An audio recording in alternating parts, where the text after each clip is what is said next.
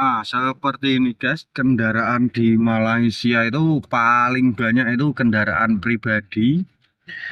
Apalagi kalau jam-jam pagi, kalau ini sudah pagi menjelang siang. Jadi ya agak berkurang. Dan nanti kalau petang di sini tuh penuh sekali kendaraan yang lalu lalang pulang dari aktivitas. Halo guys, jumpa lagi dengan saya Solceng. Kali ini edisi seperti biasa, perjalanan mau pergi kerja. Semoga tidak ada halangan suatu apapun di pengerjaan nanti. Karena ini hari ada pemasangan MCB pada instalasi elektrik pada rumah yang sudah siap. Akan tetapi ini ada juga proses pembetulan pada soket internet. Semoga nantinya diperlancar, tidak ada suatu halangan apapun. Oke sahabat-sahabatku, kali ini saya persiapan pergi kerja, semoga di perjalanan diperlancar, tidak macet, karena untuk di Malaysia sendiri punya kendaraan sangatlah banyak yang lalu lalang memenuhi jalan raya di sini. Nah, seperti ini guys, perjalanan mau pergi kerja. Kalau untuk pengendara di Malaysia sendiri, menurut saya sangatlah taat pada aturan yang telah ditetapkan di kerajaan Malaysia. Nah, untuk di sini, untuk pembangunan ruko ataupun kedai-kedai ini juga cukup lumayan lama. Mungkin agak-agak ada 25 tahun kalau pattern project yang seperti ini. Nah, ini hari mau apa, Angkel? Mau pergi bank. Pergi bank ya? Bank. Oke, saya berhenti seduru untuk menunggu drivernya pergi bank. Nah, untuk penghijauan di tepi jalanan Malaysia itu menurut saya sangatlah tertata dari penghijauan, karena kalau untuk jalan raya akan kurangnya penghijauan pun juga cuacanya sangat panas, juga bisa mengurangi polusi udara bila mana dipenuhi penghijauan. Nah, untuk pemotongan pokok-pokok pada jalan di Malaysia ini, terutama ranting pohon, itu memang ada bagian sendiri ataupun kontraktor sendiri. Ya, untuk menurut saya pribadi, kontraktor yang biasa kerja memotong pokok ataupun ranting-ranting di tepi jalan itu sangatlah beruntung sekali. Kenapa beruntung? Sebab sisa ataupun bekas pemotongan kayu yang mempunyai ukuran besar boleh dijual, boleh diproses macam-macam. Kita boleh buat meja, lemari, kabinet, kitchen, ataupun toilet lah, kalau kayu-kayu yang memang kualitasnya kurang baik. Nah, jadi seperti itu. Ini ini masalah yang saya sampaikan, banyak yang belum tahu untuk rakyat Malaysia sendiri. Akan tetapi kenapa saya boleh tahu? Sebab saya ada salah satu orang yang pekerjaannya memotong pohon-pohon ataupun pokok-pokok pada tepi jalan raya di Malaysia. Nah, ketika saya sembang, dia ada bercerita pasal hal macam ini. Oke, jadi seperti itulah lika-liku kehidupan pekerjaan di Malaysia. Nah, untuk ini sekolahan di Malaysia itu rata-rata kebanyakan tuh bertingkat. Jadi untuk fasilitas publik, untuk fasilitas pendidikan di Malaysia itu sangatlah terpenuhi. Jadi buat pelajar ataupun murid-murid sangatlah selesa, nyaman duduk di kursi belajar. Untuk setiap sekolah di Malaysia itu satu mempunyai musola, itu sudah pasti, dan lapangan olahraga itu sudah pasti punya tersendiri. Nah, kalau untuk di Indonesia sendiri, sekolahan itu tidaklah semua mempunyai lapangan. Kadang-kadang lapangan itu hak milik dusun ataupun hak milik kelurahan, seperti itu. Jarang sekali. Kalau di Malaysia itu setiap sekolahan mempunyai lapangan buat olahraga, musola buat sembahyang. Jadi itu banyak perbedaan kalau untuk fasilitas publik para pelajar.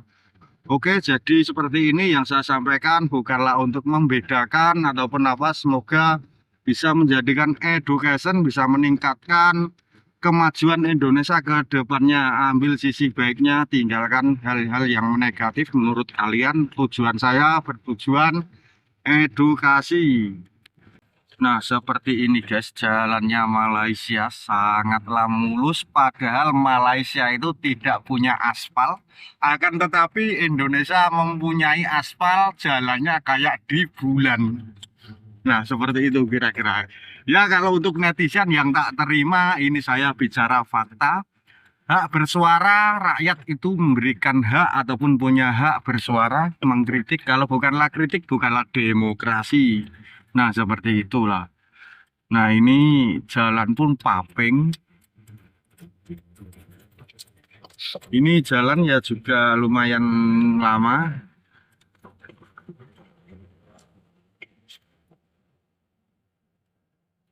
Nah, yang saya herankan di Malaysia itu kalau untuk skala peta negara ataupun tanah Malaysia itu tidaklah luas, akan tetapi dari dulu sampai sekarang konstruksi bangunan itu macam tidak ada habisnya guys. Nah, padahal setiap tahun itu berpuluh-puluh ribu proyek yang tengah segelarakan.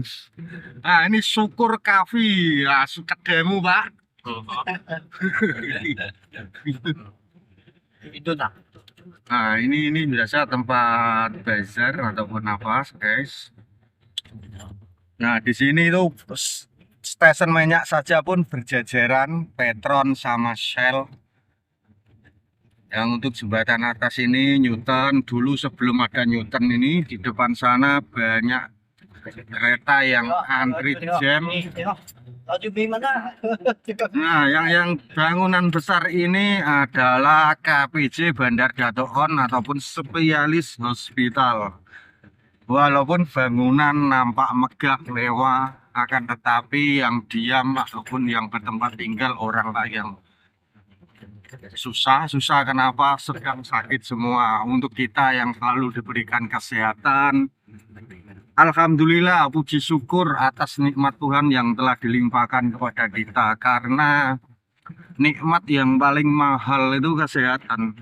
Walaupun misalkan punya rumah mewah, mobil mewah, tidur beralaskan uang, kalau kita sakit tak ada guna guys. Jadi untuk para orang kaya itu rata-rata sakit, kalau tidak jantung ya gagal ginjal. Kalau orang miskin kayak saya ini paling sakit ya batuk, flu, pilek, itu saja, kepala pening kalau mungkin tanggal tua. Nah, jadi seperti itulah kira-kira. Tuhan itu maha adil, memang betul sekali. Kalau secara realita orang sudah miskin dicoba sakit parah, tapi aku yakin itu adalah hikmah yang paling terbesar bila mana ada orang miskin dicoba sakitnya lebih parah, lebih apa itu. Tapi jarang sekali, rata-rata orang kaya yang dicoba penyakitnya parah-parah. Nah, jadi untuk orang kaya-kaya, jaga sehatmu sebelum sakitmu, jaga miskinmu, jaga kayamu sebelum miskinmu. Macam itulah. Kita orang tak punya uang, mesti sehat pun sudah hati senang mah. Hari-hari boleh kerja mah. Nah, untuk rumah macam ini ya, kalau orang buat rumah di Malaysia sendiri, itu punya tanah sendiri. Oh, itu orang betul-betul kaya kalau buat rumah sendiri di Malaysia. Sebab di sini tuh pembelian rumah itu sudah paket komplit dari instalasi air, elektrik. Kalau di sini membuat rumah pakai tanah sendiri itu urus-urusnya itu yang banyak syarat. Tapi kalau untuk pembelian rumah di Malaysia itu syarat tidak diperberat, hanya cukup slip gaji sudah mempunyai rumah hak milik dengan catatan mengangsur pembayar selama paling maksimum 35 tahun, setahu saya seperti itu saja. Nah, untuk pembelian rumah di Malaysia itu Bumi Putra sama orang Cina sama India itu harga memang ada beza. Kalau untuk Bumi Putra yaitu orang Melayu sendiri mempunyai perbedaan 15%. Ya, lumayan lah, bisa meringankan pembayaran setiap bulannya. Oke, sahabat-sahabatku, kali ini sudah mendekati yang saya ingin kerjakan, yaitu dulu bangunan yang sebetulnya sudah siap lama, akan tetapi ini adalah last unit yang belum laku. Ini tinggal satu rumah saja yang belum laku, makanya ada proses pemasangan NCB. Simak selalu aktivitas Solceng di Malaysia. Alhamdulillah guys, akhirnya sudah mendekati rumah yang saya mau kerjakan. Lampu merahnya di sini sangatlah banyak kalau di Malaysia, bahkan di jalur-jalur perkampungan pun ada lampu merahnya. Karena banyaknya kendaraan, terutama kereta ataupun kendaraan pribadi, makanya di sini tuh sangatlah tertata rapi untuk lalu lintasnya. Nah, ini yang rumah baru siap ini tahun, karena dulunya saya membuat yang belakangnya lagi. Ini kawasan Johor Bahru, daerah Nasa City, mempunyai kawasan IJM Line. Nah, jadi ini dulunya tanah yang begitu banyak semak belukar, kali ini sudah ramai menjadi pemukiman ataupun perumahan guys. Nah, pos security-nya sudah tidak ada. Ini kenapa guys? Pasal saya sudah lama tidak ada datang di sini. Nah, alhamdulillah sudah mendekati sampai rumah yang ingin saya kerjakan guys. Jangan lupa untuk subscribe dan dukung selalu Solceng agar bisa memberikan cerita saya bekerja di Malaysia. Alhamdulillah guys, akhirnya sampai di rumah yang saya ingin kerjakan ini hari. Semoga problemnya itu tidaklah susah-susah sangat. Kalau susah-susah sangat pun tidak cukup masa, sebab ini ada dua rumah yang mau defect dan satu rumah pemasangan MCB. Nah, terima kasih banyak buat kalian semua yang telah hadir di Solceng. Semoga yang subscribe diberikan kelancaran, panjang umur, dan berkah selalu hidupnya. Nah, untuk para TKI Malaysia dimana berada, semoga dilancarkan dalam pekerjaannya. Untuk dari sahabat-sahabat saya yang dari Indonesia, jangan pernah termakan dari ucapan agent, sebab karena banyak sekali korban agent yang dari awal menjanjikan kerja yang senang, gaji yang besar, akan tetapi pada kenyataan sampai di Malaysia banyak yang tidak sesuai dengan harapan. Jadi untuk sahabat-sahabat saya yang berada di Indonesia, saya informasikan kalau untuk tahun-tahun ini untuk sektor bangunan memang tidak ada. Kalau untuk di sektor konstruksi apapun tidak ada.